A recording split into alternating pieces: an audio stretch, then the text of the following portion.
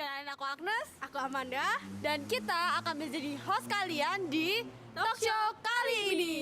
Sebelumnya kita mau undang dulu nih narasumber kita. Siapa ya narasumbernya? Langsung aja kita panggil. Silakan narasumber. Silakan duduk. Halo.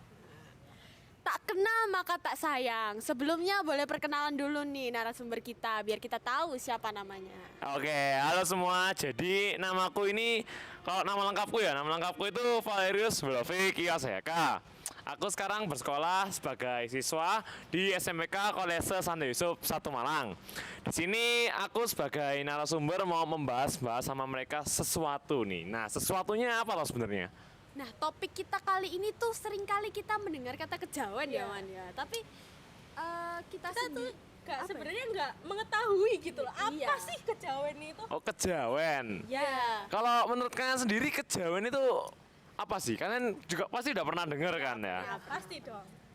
Menurut aku sih kejawen itu lebih kayak mitos-mitos gitu loh yang ada di tanah Jawa. Kalau mitos tuh bukan. Kalau Agnes sendiri gimana? Kalau aku sih apa ya? Kejawen itu budaya sebenarnya, budaya Jawa yang benar-benar Jawa apa ya istilahnya? Jawa totok lah. Pure Jawa gitu. Oke, aku langsung aja lah ya masuk ke pengertian kejawen. Aku sekeluarga sendiri bukan penganut kejawen ya, tapi aku sering bergaul sama orang-orang yang memang memiliki kepercayaan kejawen. Kejawen ini beda sama nama agama yang ada di Indonesia. Kalau di Indonesia kan ada 6 agama yang diakuin kan, ada Buddha, Hindu, lalu Islam, Kristen, Katolik, Konghucu. Kalau kejawen ini role-nya sendiri itu sebagai aliran kepercayaan. Jadi dia di luar agama yang ada gitu.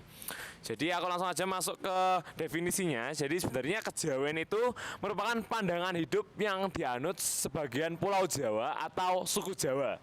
Kejawen adalah kumpulan dari filsafat dan pandangan hidup yang menjadi pengetahuan kolektif bersama. Mengapa dapat disebut sebagai pengetahuan kolektif bersama? Karena ajaran kejawen universal dan selalu melekat berdampingan dengan agama yang dianut pada zamannya. Jadi dia sendiri bukan sebuah agama yang berdiri sendiri, tapi sebenarnya untuk mengatur moral kita dan juga bagaimana pandangan kita terhadap Tuhan itu sendiri. Itu kayak seperti meluruskan begitu. Oke, Kyo sebelum itu kan banyak orang tuh yang bilang kayak misalnya ya ada orang misalnya beragama Katolik tapi dia benar-benar ngikutin kejawen. Apakah menurutmu itu termasuk murtad atau keluar dari agama? Oh enggak, jadi seperti yang aku jelasin yang sebelumnya ya. Jadi kejawen itu bukan merupakan sebuah agama yang berdiri sendiri, tapi dia itu seperti budaya kita. Budaya yang kita anut untuk meluruskan bagaimana pandangan hidup kita terhadap suatu agama dan juga bagaimana kita diatur moral kita. Budaya atau istiadat sendiri kan nggak cuma mengatur bagaimana adanya kayak kita sering lihat ada karnaval, terus ada kayak patung-patung yang ngeri gitu kayak di Bali ada namanya ogo-ogo kalau nggak salah ya. Itu bukan cuma budaya seperti itu, tapi budaya juga mengatur moral kita. Aku sendiri juga sering ya diomongin seperti ya kamu harus gini, terus ini kailo itu kalau di Indonesia kan itu nggak pantas. Aku sering banget sama orang tuaku digitukan. Nah itu menurutku juga merupakan salah satu bukti bahwa kejawen itu bukan merupakan sebuah agama yang berdiri sendiri, tapi bagaimana itu sebuah budaya yang mengatur hidup kita, yang membantu untuk mengatur hidup kita. Tetapi itu di luar konteks agama. Oke. Jadi inti kejawen tuh sebenarnya apa sih? Jadi inti kejawen sendiri, kalau aku sih sebenarnya budaya ya, tapi sebenarnya ada sebuah pengertiannya tersendiri yang cukup sempit, nggak terlalu luas. Jadi inti kejawen yaitu mengakui keesaan Tuhan, yaitu mengarahkan insan sanglan parim dumadi, yang berarti dari mana datang dan kembalinya hamba Tuhan. Juga manunggaling kaula lan Gusti, yang berarti bersatunya hamba dan Tuhan. Seperti yang aku bilang, jadi kejawen ini bukan sebuah agama yang berdiri sendiri, tetapi dia yang seperti sampingan lah, yang tersier untuk mengatur kita untuk tetap menganut sebuah agama dan percaya kepada Tuhan. Jadi untuk seperti mengatur kita supaya tidak menjadi ateis. Nah, aku mau tanya nih, kan menurut pengertianmu tadi, inti kejawen itu yang penting itu menyatukan hamba dengan Tuhannya. Menurutmu ada nggak sih misi-misi tersendiri dari kejawen itu?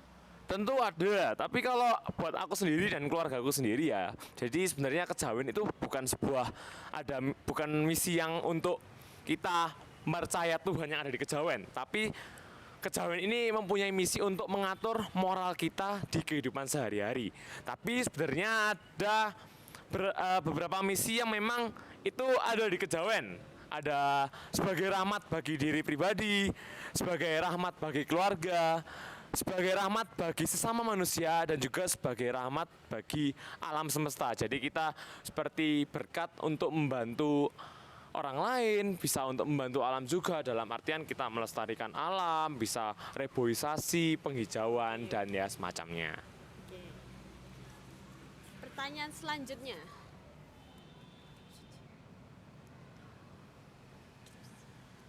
Kalau di kejawen sendiri tuh ada nggak kitab sucinya? Kalau di agama lain kan adanya Al-Quran gitu-gitu. Kitab. Ya kayak yang di Islam kan ada Al-Quran, lalu di Buddha ada apa, aku lupa. Apa ya, kita nggak ada yang Buddha nih. Oh ya, tadi kayaknya mau kayak kitab gitu ya. Ya. Jadi seperti yang aku bilang, aku kembali lagi bahwa konsep kejawen itu bukan sebuah agama yang berdiri sendiri lah. Jadi kejawen tidak memiliki kitab suci. Jadi nggak seperti agama Islam, Kristen, Katolik, Buddha, Konghucu, Hindu yang berdiri sendiri dan memiliki kitab suci untuk dianut. Untuk kejawen sendiri, karena dia bukan sebuah agama yang berdiri sendiri, dia tidak memiliki kitab suci, melainkan penganut kejawen atau orang-orang Jawa memiliki bahasa sandi yang diisyaratkan dan dilambangkan dalam sendi kehidupannya, dan mempercayai bahwa ajaran-ajaran kejawen tertuang di dalamnya. Ajaran-ajaran tersebut merupakan ajaran pakem yang tidak dapat diubah. Semua itu tertuang dalam ajaran tersirat yang biasa kita sebut dengan tata krama. Jadi benar banget yang aku sebutin tadi, bahwa kejawen itu sebenarnya bukan mengatur kita untuk percaya Tuhan yang ada di dalam kejawen, tetapi untuk mengatur moral kita atau tata krama kita. Selain itu, kalau di kejawen sendiri ada aturan untuk menggunakan bahasa kromo. Pernah dengar nggak? Wah, pernah. Kayak di pelajaran bahasa Iya, Jawa kan ada kromo, itu kita harus pakai. Itu benar-benar ketat banget, apalagi kalau kita bicara sama orang tua, itu harus namanya pakai kromo alus. Itu benar-benar sulit banget. Aku pernah coba untuk ngomong karena pronounce-nya sulit, dan juga kata-katanya itu juga ribet banget. Selain itu, beberapa kayak ada kepercayaan seperti kita harus menghormati orang tua, itu tentu lah ya. Jadi, tapi ada beberapa kayak perlakuan khusus untuk orang tua, kayak kalau kita ketemu udah lama kita ketemu orang tua, itu harus saling tangan. Itu salah satunya. Nah, Kyo, kan tadi aku bilang menurutku kejawen itu kayak tentang mitos-mitos gitu kan. Sebenarnya itu beneran mitos atau kayak apa gitu?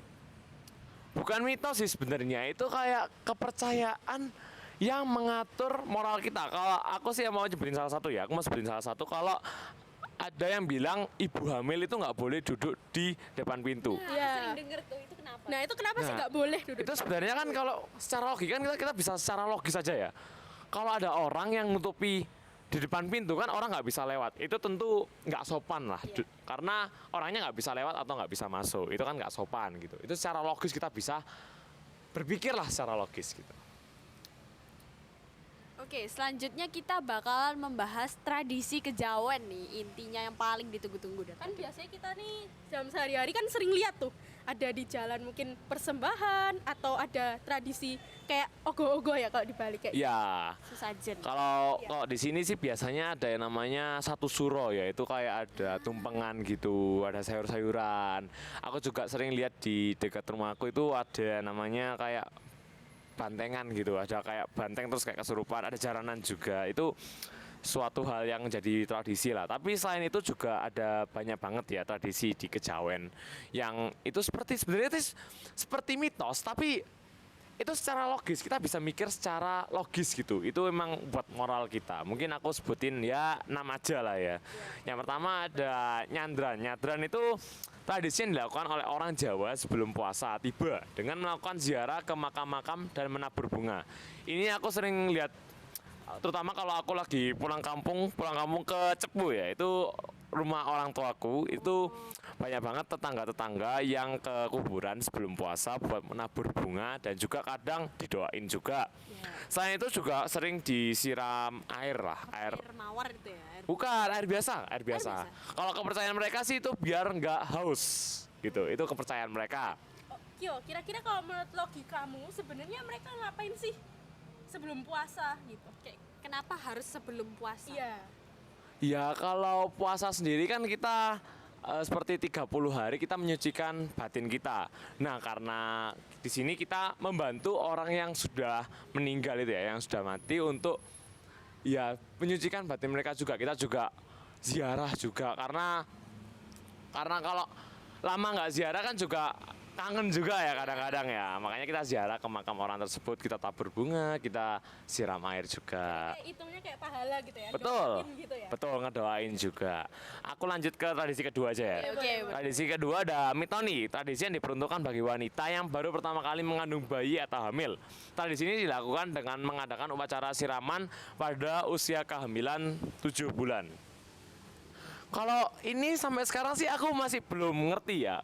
Sebenarnya logikanya gimana gitu. Aku juga masih mempertanyakan ke orang tua aku, tapi orang tua aku juga nggak pernah jawab. Kalau maksudnya apa gitu? Kenapa harus disiram pas 7 bulan? Kenapa nggak pas 5 bulan, 9 bulan aja gitu? Tapi aku juga pernah lihat tradisi ini pas tanteku lagi hamil, ya lagi hamil anaknya gitu. Aku lanjut ke tradisi ketiga, ada tedak sinten. Tradisi yang dilaksanakan dalam rangka mempersiapkan seorang anak agar dapat menjalani kehidupan yang benar dan sukses di masa depan. Kalau tedak sinten ini aku belum aku belum pernah ngelakuin, belum pernah lihat secara langsung ya. Tapi aku pernah lihat beberapa di YouTube, terutama Gimana gitu? iya, aku pernah lihat itu, seingatku itu cucunya presiden itu pernah. Iya, iya, iya. Nah, Ya. itu diapain gitu anaknya? Seingatku sih dimandiin sama bunga, seingatku. Berarti mirip-mirip ya kan, bedanya cuma orangnya aja ya. Betul. Nah, yang tadi itu ibu hamil gitu. Betul, aku pernah lihat itu aja sih. Aku lanjut aja ya. Oke. Ke wetonan, tradisi yang mirip dengan perayaan ulang tahun. Namun tradisi ini diselenggarakan hingga 10 kali dalam setahun dan dilaksanakan sesuai dengan penanggalan kalender Jawa. Jadi di kalender Jawa sendiri ada kayak Rabu Wage, ada Kliwon, Legi. Ya, aku pernah dengar juga beberapa mitos karena itu ya, penanggalan Jawa itu ya, kayak misal malam Jumat Kliwon itu bakal ada sesuatu itu.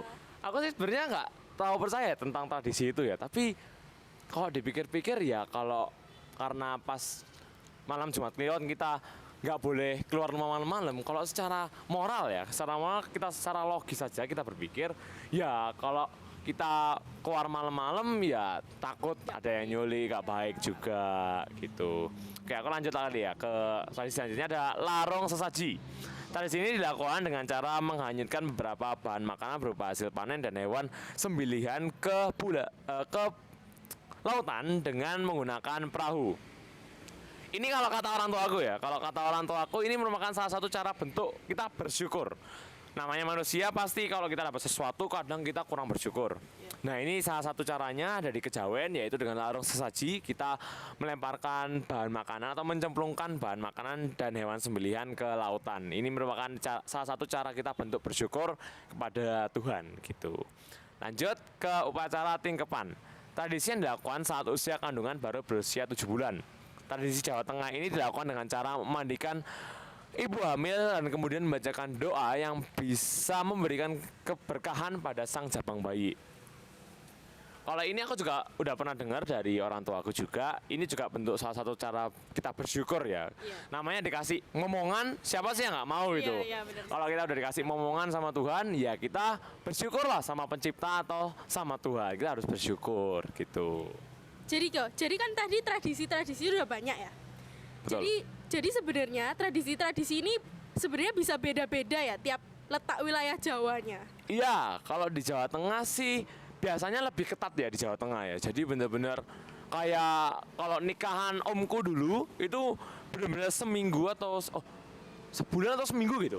Itu benar-benar kita full tradisi, kayak ada kayak mantennya nggak boleh ketemu. Manten itu kayak pasangannya itu nggak boleh ketemu. Ada juga nanti siraman, itu benar-benar ketat banget selama seminggu atau sebulan gitu seingatku. Jadi benar-benar beda banget kalau di Jawa Tengah. Kalau di Jawa Timur nggak terlalu ketat sih, tapi kalau biasanya kalau pas suro atau malam satu suro itu biasanya kayak ada tumpengan segala macem. Kalau lebih ketat lagi itu biasanya di Yogyakarta. Kalau di Yogyakarta bener-bener kamu ke sisi manapun kamu bakal biasa banget nemu yang namanya sesajen. Sesajen itu bukan sebuah yang kayak mengerikan ya, tapi emang itu buat ya Persembahan. istilahnya leluhur lah, persembahan sama leluhur. Kita hormat sama leluhur gitu.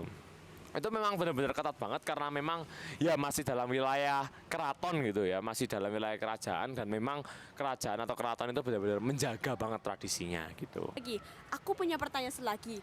Aku kan punya teman yang beragama muslim nih ya. Nah, dia itu pernah suatu ketika bilang pas aku ajak keluar, nggak boleh, besok tuh malam satu suro, nggak berani keluar. Nah, jadi sebenarnya malam satu suro itu kepercayaan umat muslim atau tradisi kejawen nih? Oke, ini kita flashback dikit kali ya. Kita flashback dikit ke ya jauh banget. Jadi sebelum adanya agama Islam masuk ke Indonesia itu ada agama Hindu-Buddha. Itu jadi benar-benar agama yang paling dasar lah yang ada di Indonesia. Nah, Jawa itu sudah ada sejak zaman itu, kayak Kerajaan Majapahit. Kerajaan Majapahit kan dia menganut seingatku Hindu ya. Jadi itu Kerajaan Majapahit kan juga suatu kerajaan Jawa di Jawa. Jadi Jawa benar-benar udah hidup pas zaman Hindu-Buddha. Sedangkan Islam masuk setelah Hindu-Buddha itu berakhir. Nah, malam satu suro itu awalnya adalah tradisi dari Jawa sendiri, tetapi terjadi akulturasi atau percampuran budaya yang menjadi satu antara budaya Jawa dan juga budaya Islam. Sehingga sekarang ya kalau di Islam ada mereka mengelarang kita untuk keluar pas malam satu suro, itu sebenarnya hasil akulturasi antara budaya Jawa dan budaya Islam. Begitu. Detail banget ya penjelasannya. Oke, langsung aja kita lanjut ke topik selanjutnya ya. Udah habis. Udah Gak kerasa gini dong. Gak kerasa, benar banget. Nggak kerasa loh ya teman-teman. Benar-benar rasanya seru banget ya ngomongin kejawen ya. Oke, jadi sekian aja dari talk show kita kali ini. Saya Amanda, Saya Agnes. Dan saya Gio, kami pamit. undur diri. Dadah.